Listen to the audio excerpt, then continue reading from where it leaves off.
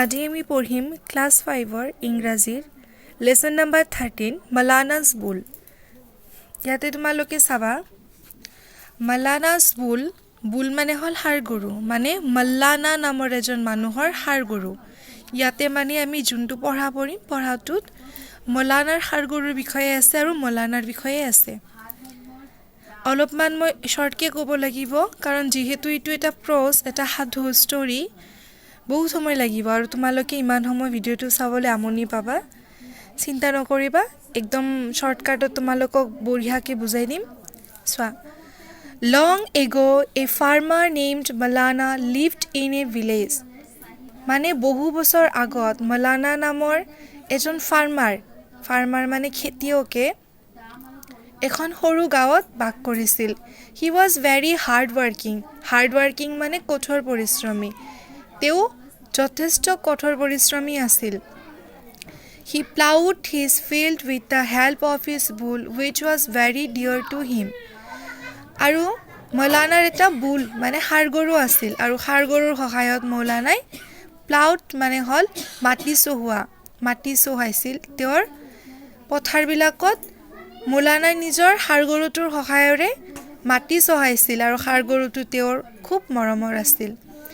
One day Malanna as usual got up at dawn and got ready to go to his field।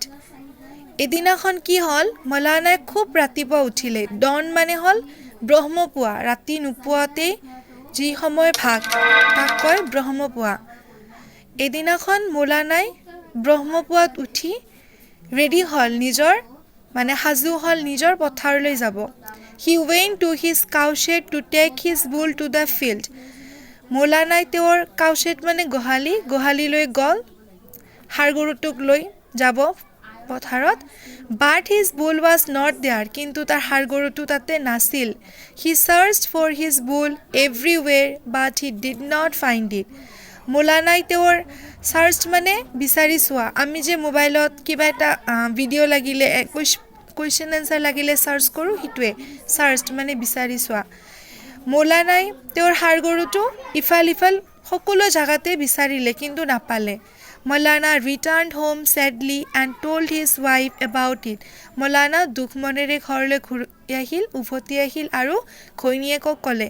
He said তেওঁ কৈছিল Oh my dear, how will we plow our field without a bull?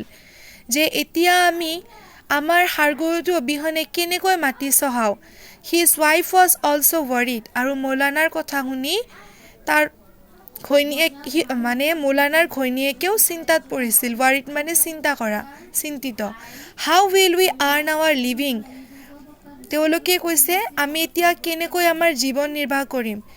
কাৰণ খেতিয়কবিলাকে খেতি কৰে আৰু খেতি কৰিবৰ কাৰণে মাটি চহাবৰ কাৰণে হাড়গৰুৰে মাটি চহায়। যেতিয়া হাড়গৰুটো নাই সিহঁতে কেনেকৈ জীৱনটো নিৰ্বাহ কৰিব। মাটি চহাই তাতে খেতি কৰিব তাৰপিছতহে তেওঁলোকৰ যি উপাৰ্জন হয়। She thought এইখিনি কথা কোনে ভাবিছিল যে এতিয়া হাড়গৰুটো অবিহনে আমি কেনেকৈ জীৱন নিৰ্বাহ কৰিম মৌলানাৰ ঘৈণীয়েকে। But she did not show her worry to Malanna। কিন্তু ঘৈণীয়েকে মৌলানাক তাৰ চিন্তা ভাৱটো দেখুওৱা নাছিল। She consoled him and said তাই মৌলানাক বুজাইছিল আৰু কৈছিল Don't worry চিন্তা নকৰিবা God will definitely help us।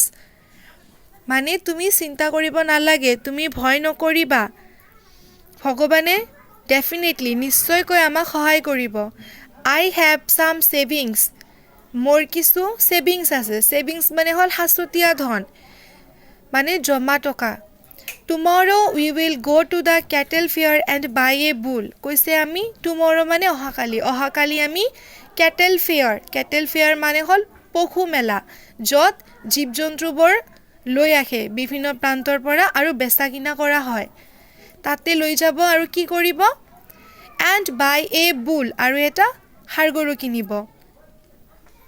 Next day they went to the cattle fair আৰু পিছদিনাখন সিহঁতে পশু মেলালৈ গ'ল। Malanna's wife knew that the thief would definitely go to the cattle fair to sell their bull। আৰু মৌলানাৰ ঘৈণীয়েকে জানিছিল যে থিপ মানে চোৰজনে ষাঁড় গৰুটো বেচিবৰ কাৰণে মেলাত যাব নিশ্চয়কৈ after roaming in the fair for some times she so' her বুল আৰু কিছু সময় ইফাল ইফাল মেলাত চোৱাৰ পিছত সি মলানাৰ ঘৈণীয়েকে নিজৰ ষাঁড় গৰুটো দেখা পালে she told Malana about it আৰু সি মলানাক এই কথাটো ক'লে Malana went to the man who was holding the bull and claimed it আৰু মলানা সেইজন মানুহৰ কাষৰলৈ গ'ল যিজনে মলানাৰ ষাঁড় গৰুটো চুৰি কৰিছিল আৰু তেওঁ ক্লেইমড মানে দোষ দিলে but the man lied that it was his bull কিন্তু মানুহজনে মিছা কথা ক'লে যে এইটো তেওঁৰহে ষাঁড় গৰু Malanna's wife was a clever woman clever মানে হ'ল চতুৰ চালাক আৰু মলানাৰ ঘৈণীয়েক আছিল এজন চতুৰ চালাক মহিলা she made a plan তাই এটা বুদ্ধি বনালে এটা প্লান বনালে she suddenly covered the eyes of the bull with her hands সি হঠাৎ কৰি ষাঁড় গৰুটো চকুবোৰ তেওঁৰ হাতেৰে ঢাকি দিলে and asked the thief আৰু চোৰজনক সুধিলে okay if it is your bull ঠিক আছে যদি এইটো তোমাৰ ষাঁড় গৰু হয় then tell me which eye of the bull is damaged মলানাৰ ঘৈণীয়েকে হঠাৎ কৰি গৈ ষাঁড় গৰুটো চকুবোৰ নিজৰ হাতেৰে ঢাকি দিলে আৰু চোৰজনক সুধিলে ঠিক আছে যদি এইটো তোমাৰ ষাঁড় গৰু হয় তেন্তে কোৱা ষাঁড় গৰুটোৰ কোনটো চকু ডেমেজড মানে অন্ধ বা কণা The thief was puzzled because he did not notice the bull properly আৰু চোৰজনে তেতিয়া থতমত খালে কাৰণ সি ভালেদৰে চোৱা নাছিল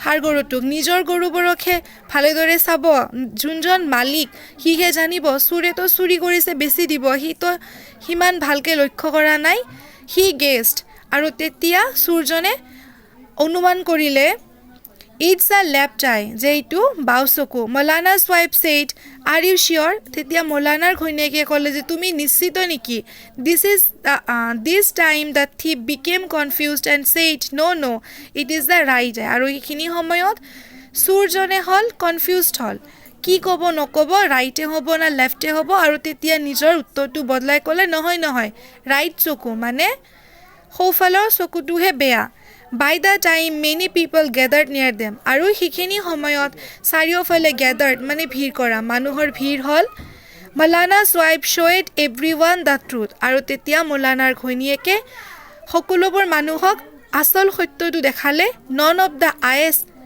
of the bull was damaged আৰু ষাঁড় গৰুটোৰ none of the eyes মানে ৰাইট চকুটোও ডেমেজ নহয় লেফ্ট চকুটোও নহয় দুয়োটা চকু ভালে The thief was exposed and was beaten by the people আৰু তেতিয়া thief মানে চোৰটো হ'ল মানুহৰ দ্বাৰা মাৰ খোৱা হ'ল সবে মিলি যিমানবোৰ মানুহ তাতে ভিৰ কৰিছিল চোৰটোক মাৰিলে Malanna and his wife returned home happily with their bull আৰু মলানা আৰু তেওঁৰ ঘৈণীয়েকে নিজৰ ষাঁড় গৰুটোৰ লগত আনন্দ মনেৰে ঘৰলৈ ঘূৰি গ'ল ইয়াতে চোৱা দিয়া আছে আমাক source a folktale from Andhra Pradesh folktale মানে এখন জাগাত মুখে মুখে চলি অহা কিছুমান প্ৰচলিত সাধু কথা টেল মানে কাহিনী কিছুমান কাহিনী মুখে মুখে চলি অহা আৰু কৰ ফ্ৰম অন্ধ্ৰ প্ৰদেশ মানে অন্ধ্ৰ প্ৰদেশত মানুহৰ মুখে মুখে চলি অহা কিছুমান প্ৰচলিত কাহিনী যাক কোৱা হয় আৰু তাৰে পৰা অন্ধ্ৰ প্ৰদেশৰ প্ৰচলিত কাহিনী এটিৰ পৰা আমাৰ